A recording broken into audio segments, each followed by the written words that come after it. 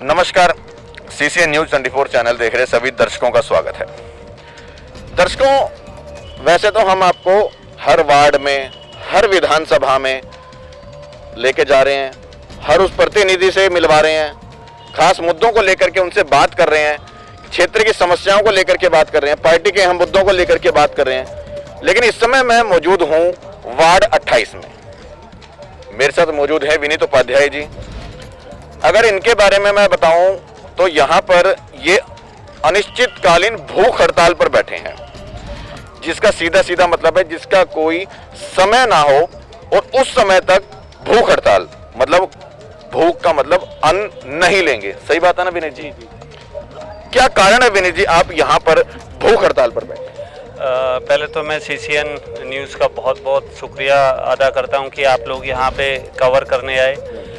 हमारा बेसिकली कारण ये है कि हमारे बुद्ध विहार फेज़ 2 के अंदर 3-4 ऐसी चीज़ें हैं जिससे कि क्षेत्र के सभी निवासी बेहद ज़्यादा दुखी हैं। उस डिमांड्स की अगर हम क्यों भूख हड़ताल पे बैठे हैं उसके बारे में अगर मैं बताऊं तो प्रगतिशील लोक मंच के नेतृत्व में हम यहाँ पर बैठे हुए हैं।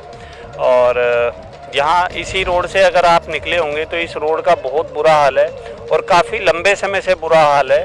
डीडीए के अंतर्गत ये रोड आती है और इस रोड के लिए हमने कई लेटर्स दिए, तमाम संस्थाओं ने लेटर दिए, प्रतिनिधियों ने लेटर दिए, बट ये रोड आज भी ऐसा का ऐसा ही है। यहाँ डेली कम से कम 8-9 एक्सीडेंट होते हैं, किसी का पहिया टूटता है, किसी की गाड़ी पलटती है।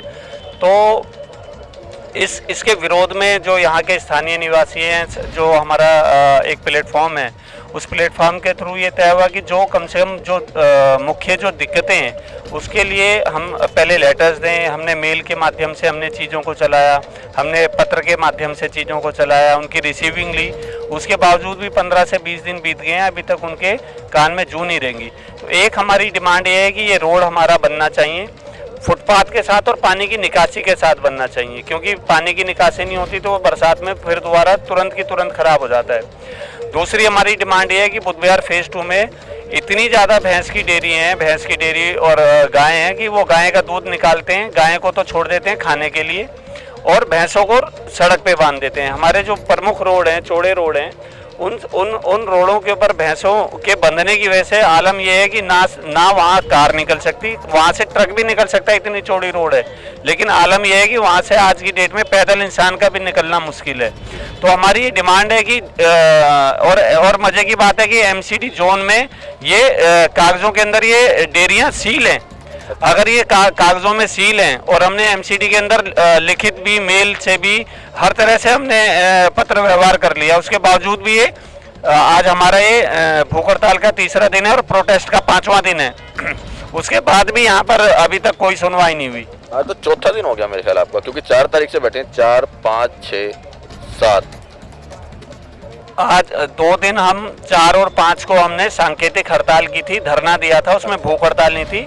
और 6, 7 और 8 आज हमारा 3रा दिन भूख हड़ताल का है। तो इन 5 दिनों के अंदर भी इनके कानों में जू नहीं रेंग रही कि ये इस 1 मिनट का काम है सिर्फ यहाँ से डेयरियों को स्थापित करना है। इनको डेयरी की जगह मिली हुई है ऑलरेडी, उसके बावजूद भी यहाँ पर ये जनता को परेशान करने के लिए इनका जो गाय और भैंस का जो गोबर है वो सारा का सारा नालियों में बहा देते हैं और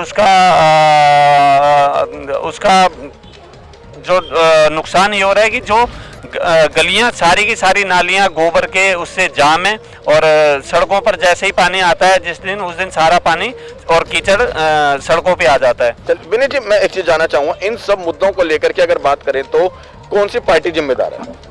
इस वाले पार्ट पे मैं आपको 2 डिमांड और बता देता हूँ, उसके बाद में आपको इस वाले सवाल पे आऊँगा। तीसरी हमारी डिमांड ये है कि जो हमारी कॉलोनी 2019 में नरेंद्र मोदी जी ने पास कर दी थी, सर्टिफिकेट दे दिए थे कि आपकी कॉलोनियाँ पास हैं, अब आपकी रजिस्ट्रियाँ हो जाएंगी, बड़े बड़े होर्डिंग बैनर लगे थे, उसके बावजूद भी सरकार बन गई, हमारी कॉलोनी पास हो गई, छोटे छोटे मकान भी बनते हैं, तो उस छोटे छोटे मकानों के अंदर भी निगम से कर्मचारी आते हैं और उन कर्मचारियों से वो 25 गज और 50 गज के मकान बनाने वालों से भी रिश्वत लेके चले जाते हैं। और अगर कोई आदमी सक्षम नहीं है तो उसको बुलडोजर से मकान गिराने की धमकी देते हैं, डराते हैं, इनडायरेक्ट डराते हैं।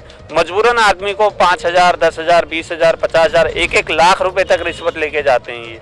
चौथी हमारी डिमांड ये है कि जो डीडीए का पार्क है प्रिंस पब्लिक स्कूल के सामने और ब्रह्म शक्ति हॉस्पिटल के पीछे, आप यहाँ पर लगातार सक्रिय रहते हैं। अगर ब्रह्म शक्ति हॉस्पिटल के पीछे वाला आपने पार्ट देखा होगा तो वहाँ एक डीडीए ने बोर्ड लगाया हुआ है कि यहाँ पर कूड़ा करकट फेंकना मना है, यदि कोई फेंकता है तो दंडनीय अपराध होगा और कानूनी कार्रवाई होगी। आप देखेंगे कि वहाँ सिवा और सिवा कूड़े के कुछ है ही नहीं, और सिर्फ कूड़ा होता तो समझ में आती। वहाँ पर कुछ दबंग लोगों के द्वारा वहाँ पर डीडीए की जमीन का किराया वसूला जा रहा है उन बेचारे गरीब कूड़े वालों से। हो क्या रहा है, कूड़े वाले कूड़ा बीन के जो काम का कूड़ा है वो वहाँ दिन भर फैलाए रखते हैं, अपना कूड़ा काम का कूड़ा बेच देते हैं, और जो खराब कूड़ा है वहाँ पर उस कूड़े को वो आग लगा देते हैं ताकि हमारे लिए स्पेसियस जगह बनी रहे। उस धुएं से हमारी कॉलोनी के लोग, मांगेराम पार्क के लोग, मांगेराम पार्क एक्सटेंशन के लोग, श्याम कॉलोनी के लोग, हर्षदेव पार्क के लोग, चंदूलाल कॉलोनी के लोग, तमाम ये धुआं आसपास के क्षेत्रों में आता है। तो जो काली कमाई है वो दूसरे साथी कमा रहे हैं, जो दूसरे दबंग लोग हैं, जो भ्रष्ट अफसर हैं। तो और जो प्रदूषण की दंश हमें झेलनी पड़ रही है, गंदगी की दंश हमें झेलनी पड़ रही है। वो इतना सुंदर पार्क बन सकता है जहाँ पर वहाँ के हमारे छोटे बच्चे खेल सकते हैं, बुजुर्ग वहाँ पे टहल सकते हैं, वो सारी की सारी चीज़ें हमारे से वंचित हैं। चलिए, इन सब मुद्दों को लेकर के मेरा सवाल था कि कौन सी पार्टी को जिम्मेदार ठहरा रहे हैं अभी आप? देखिए, चूंकि ये नॉन पॉलिटिकल प्लेटफॉर्म पे हम काम कर रहे हैं, प्रगतिशील लोग कहीं ना कहीं जब तक है ना समझ, क्योंकि कोई ना कोई काम तो राजनीतिक पार्टी ही करेगी उसके ऊपर। बिल्कुल। अब इसके अंदर अब पर्टिकुलर अगर आप पूछना चाहें तो जो डीडीए केंद्र सरकार के अंदर में आती है, तो कहीं ना कहीं सीधे सीधे केंद्र सरकार की जवाबदेही बनती है। एमसीडी जोन में पिछले 15 सालों से भाजपा की सरकार है, और एमसीडी के जो कर्मी आते हैं वो यहाँ से मोटी उगाही करके जाते हैं। तो फिर भी मैं इस वाले पार्ट पे दोनों चीज़ें भाजपा से रिलेटेड हैं, केंद्र सरकार से, और भाजपा की जो एमसीडी है उससे रिलेटेड है। उसके बावजूद भी हमारा जो प्रोटेस्ट है वो भ्रष्ट अधिकारियों के खिलाफ है, ताकि ये भ्रष्ट अधिकारी ये अपनी चीज़ों को समझें, अपनी जिम्मेवारियों को समझें और इन समस्याओं का यथासंभव यथाशीघ्र निदान करें। दर्शकों, दिल्ली के चारों तरफ बॉर्डरों के ऊपर बैठे हुए किसानों ने अपना धरना किया। लगभग वो पूरे 1 वर्ष से ऊपर चला, 750 किसानों की मौत हो गई। उसके बावजूद अगर मोदी जी अपने तीनों कानून वापस लेते हैं तो वो कितना जायज है। यहां पर विनीत उपाध्याय जी अनशन पर बैठे हैं, लगभग आज 3रा दिन होने को जा रहा है, और प्रगतिशील लोक मंच के जो हैं संस्थापक सदस्य हैं, अपनी मांगों को लेकर धरने पे बैठे हैं। भगवान न करे इनके साथ यदि कुछ हो जाता है तो क्या तब जागेगी मोदी सरकार? क्या तब जागेंगे भ्रष्ट अधिकारी, जिनके ऊपर ये सीधा आरोप लगा रहे हैं कि क्षेत्र में जितने भी मुद्दे हैं, जितने इन्होंने अभी आपको सबको बताए हैं, उन सब मुद्दों को, जिम्मेवारी को लेकर के इन भ्रष्ट अधिकारियों को इस मुद्दों के ऊपर जो है काम करना चाहिए। कब तक सरकारें यूं ही सोती रहेंगी? हमारा सवाल है ये सरकारों से, कब तक सरकारें यूं ही सोती रहेंगी? कब तक इस तरह से आंदोलन होते रहेंगे? कब तक अनशन होते रहेंगे? कब तक भूख हड़ताल होती रहेंगी? और कब तक इस तरह से आम आदमी मरता रहेगा? इस समय भूख हड़ताल के अंदर आप क्या क्या ले रहे हैं? भूख हड़ताल के अंदर सिर्फ पानी पी रहा हूँ, और पानी पीने पे जो हमारी टीम है उनके हौसले से अभी तक ऊर्जा बची हुई है। और जब तक अभी देखते हैं ईश्वर हमें कितनी ताकत देता है, जब तक मैं होश में हूँ तब तक मेरा ये अनशन चालू रहेगा। और उसके बाद इन केस अगर ये चीज़ें नहीं सुधरती हैं तो मैं हॉस्पिटल में भी भूख हड़ताल पे ही रहूँगा, और हमारे दूसरे साथी यहाँ इसी मंच पर भूख हड़ताल पर बैठेंगे जब तक। अभी मैं आपको एक लेटेस्ट अपडेट दे देता हूँ। कल हमारे साथियों की शाम को मीटिंग थी, इसी मंच पर मीटिंग थी। डेली हम 8:30 बजे मीटिंग करते हैं। उसमें तय हुआ है कि सोमवार को हम उसके लेटर्स आज चले गए हैं वहाँ डीसीपी ऑफिस रोहिणी जोन में और डीडीए ऑफिस में सेक्टर 8, वहाँ पे हमने लेटर दे दिया और उनको इंटीमेट कर दिया है कि यदि आपने इस शुक्रवार तक इन चीज़ों को नहीं किया तो हम शनिवार और इतवार को सामूहिक हड़ताल करेंगे यहाँ पर साथियों के द्वारा, और सोमवार को हम रोहिणी जोन पे प्रोटेस्ट करेंगे, और सेक्टर 8 में डीडीए के ऑफिस में प्रोटेस्ट के साथ साथ हम वहाँ पे चक्का जाम भी करेंगे। विनीत जी, ये बड़ी शर्म की बात है और ये बड़ी पहले हौसले की भी बात है। ठीक है, आप अनशन पर यहाँ पर बैठे हैं, लेकिन आपके साथ इस समय कोई निवासी, स्थानीय निवासी या इस मुद्दे को लेकर के कंप्लेंट करने वाले बिल्कुल साथ में नहीं आते। जो नहीं, इस वाले पार्ट पे मैं आपको बताऊं कि अभी जो हम मुहिम जो चला रहे थे वो अभी हम व्यक्तिगत अपने साथियों के द्वारा चला रहे थे। आज शाम को 6:30 बजे आपको मैं इनवाइट भी कर रहा हूं। आज यहाँ पर दिल्ली विश्वविद्यालय के पराग बैंड की प्रस्तुति है इस आंदोलन को लेकर, इस आंदोलन के समर्थन में। तो आज हमारे साथी कॉल कर रहे हैं हमारे क्षेत्र के साथियों को कि वो आएँ और इस आंदोलन के समर्थन में इस आंदोलन को जन आंदोलन में बदलें।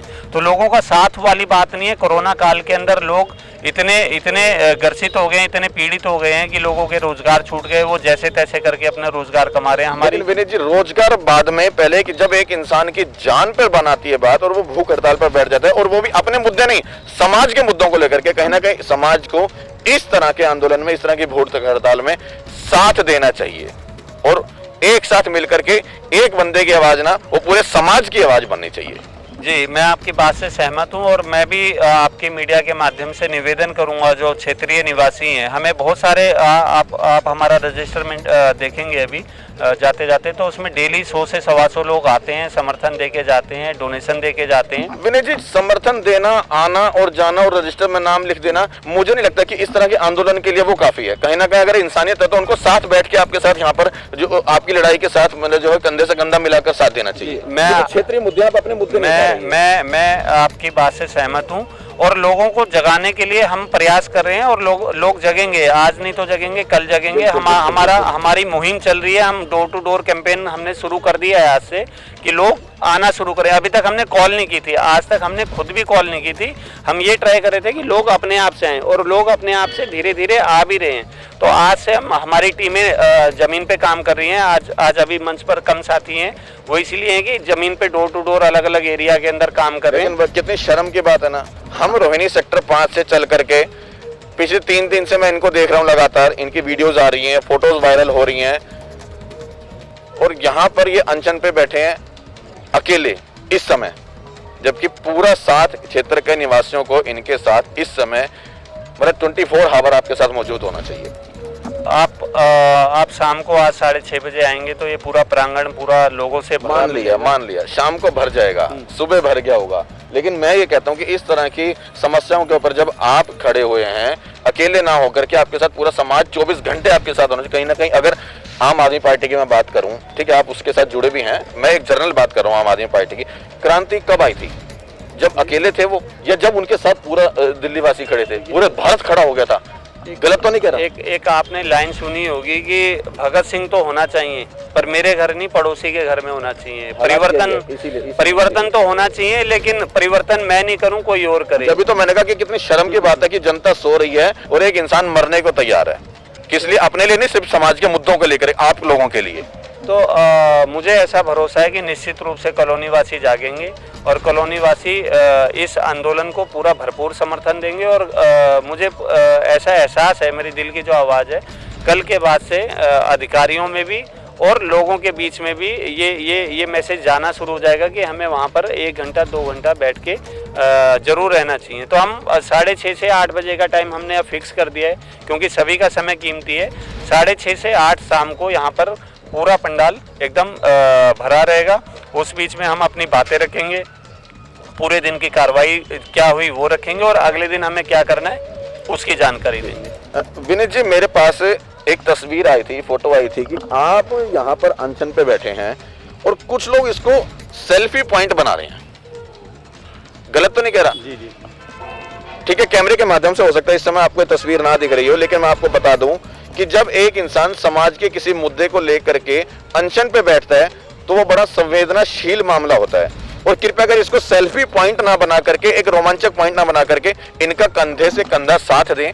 यदि इसके मुद्दों को लेकर के, इनके मुद्दों को लेकर के, इनकी समस्याओं को लेकर के ये आपके साथ लड़ रहे हैं तो इनका साथ दें, बजाय कि इसको एक सेल्फी पॉइंट या एक रोमांचक पॉइंट बना के। गलत कर रहा हूँ, ठीक कर रहा हूँ? नहीं, आपकी बात बिल्कुल ठीक है, लेकिन जो ये फोटो है, ये इसके बारे में मैं आपको स्पष्ट कर दूं कि ये दोनों मेरे काफी पुराने मित्र हैं, मेरे बड़े भाई हैं। और उनको तो और पब्लिक को समझाना चाहिए, बजाय कि उसको एक रोमांचक केंद्र बना के सेल्फी पॉइंट उस दिन हमारे आंदोलन का पहला दिन था और चूंकि जो मित्रता इतनी घनिष्ठ है कि उनको इस चीज़ में, अभी ये आपका सवाल वाजिब है मैं इस सवाल को नहीं काट रहा, लेकिन जो मैं आपको बताऊं, उनका हर तरह से सहयोग मिल रहा है। मैं मना नहीं कर रहा विनीत जी, मैं पूरी तरह से इस तरह सहमत हूँ कि कहीं ना कहीं वो सहयोग जरूर दे रहे होंगे, लेकिन मैसेज बड़ा गलत जाता है कि इस चीज को देखो, हम एक आदमी मरने को जा रहा है और तुम लोग सेल्फी खींच रहे हो यार। नहीं, इस वाले पार्ट पे समझ रहे ना मेरी बात? जो नहीं, बिल्कुल समझ रहा हूँ, और अभी समझने की स्थिति में अभी बिल्कुल ठीक हूँ, क्योंकि जनता कहीं ना कहीं इस चीज का क्या मतलब लेके, आप देख रहे हो लाइव चल रहा है। जी जी जी। इस वाले पार्ट पे जो अभी तक जो लोग आ रहे हैं वो भरपूर समर्थन देते हैं और 10-15 मिनट 20 मिनट बैठ के भी जाते हैं।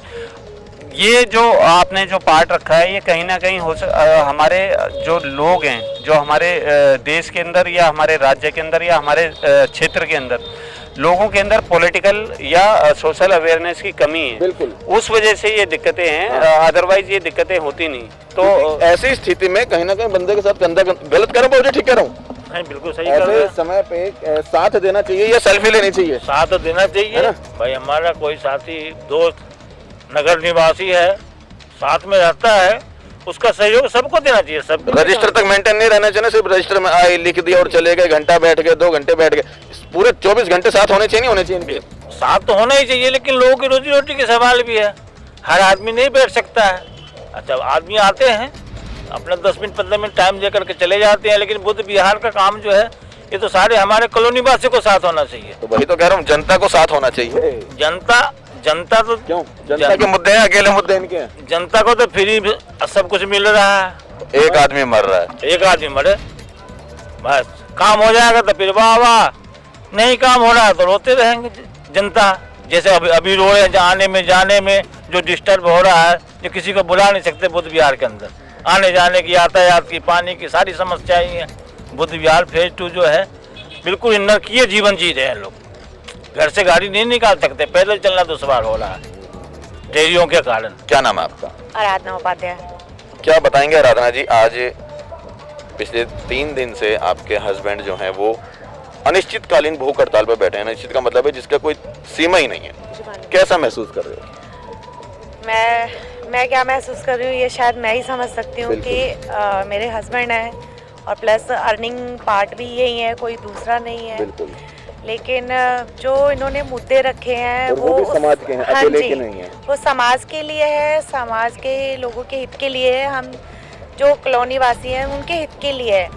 लेकिन मुझे पता है मैं कितने इस टाइम अपने आप को मैंने इस समय कैसा महसूस कर रहे हो जब इस समय मंच के ऊपर केवल उनके साथ 2 पुरुष हैं, मेरे को मिलाकर के 3 हो जाएंगे, इस समय कैसा महसूस करते हो?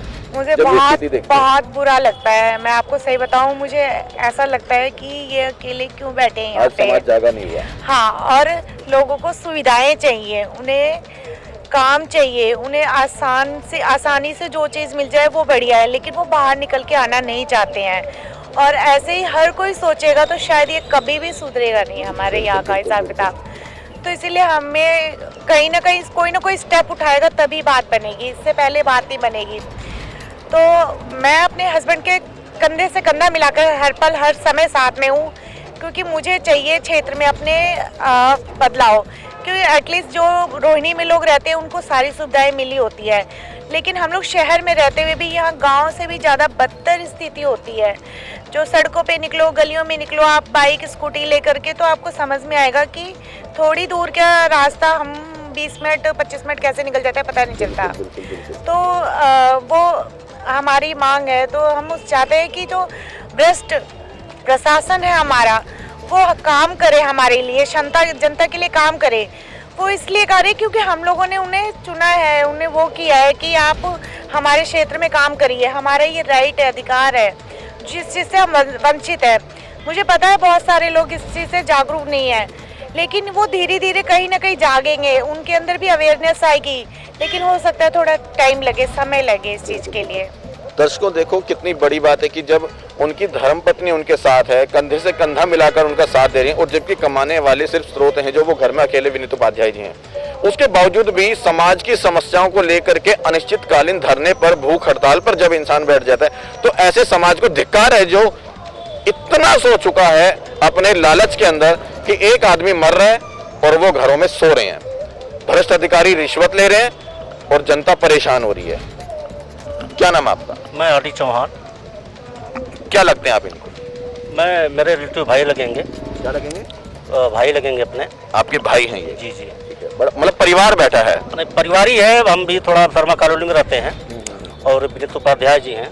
क्या बताओगे, कैसा महसूस कर रहे हो इस समय जब कोई जनता साथ नहीं है इस समय? सर जनता का मतलब अभी अपने अभी इस समय का मतलब ये कि लोग बाग अपने काम पे गए हुए हैं और रोजी रोजगार भी। आपका भी तो रोजगार होगा, अभी तो छोड़ के आए हैं। सर मैं अपने ऑफिस से काम करके आया हूँ, अभी जस्ट आपके सामने ही आया हूँ, तो हम वो भी देख रहे हैं पार्ट, ये भी देख रहे हैं। देख रहे हैं ना, वही मैं कहना चाह रहा हूँ कि जनता को देखना चाहिए नहीं देखना चाहिए इस समय? अब देखिए सबकी समझदारी अलग अलग होती है, अपने विचार अलग हो सकते हैं। ऐसी जनता के लिए जो सोई हुई है, कहीं ना कहीं एक आदमी मर रहा है अपनी समाज की समस्याओं को लेकर के और जनता सो रही है और अधिकारी रिश्वत ले रहे हैं। सर हम तो यही कह सकते हैं कि भी जनता अपना टाइम निकाले, 10 मिनट निकाले, 5 मिनट निकाले, हमारे बीच में आए, हमारे बीच में बैठे। ये लड़ाई हमारी अपनी नहीं है, आप सबकी लड़ाई लड़ेगा तो मुझे नहीं लगता कि ये जीत पाएंगे। कहीं ना कहीं अगर समाज इनका साथ देगा तो अवश्य जीतोगे। हम ऑन बात शाम को भी करते, जब हमारी मीटिंग होती है, जब भी हम ये बात रखते हैं कि भैया 5 मिनट के लिए आओ, 10 मिनट के लिए आओ जरूर, यहाँ पे बैठो, हमारे साथ रहो, हमारा भी मनोबल और मजबूत होगा और हम आप लोगों के लिए कुछ और बेटर कर सकते हैं, उस पर हम विचार करते हैं आगे चल के। दर्शकों, यदि आप इस खबर को हमारे साथ फेसबुक पे देख रहे हैं तो ज्यादा से ज्यादा शेयर करें, ताकि इस तरह की आंदोलन के ऊपर, और ये क्रांतिकारी आंदोलन है क्योंकि अकेले की समस्या नहीं है, क्षेत्र की समस्या है उनकी, और ज्यादा से ज्यादा शेयर करें। यदि आपको कोई हमारे से राय या सुझाव देना है तो नीचे दिए गए कमेंट बॉक्स में अपना कमेंट जरूर दें। इस तरह की खबरों को देखने के लिए हमारे साथ बने रहिए CCN न्यूज़ दिल्ली के साथ।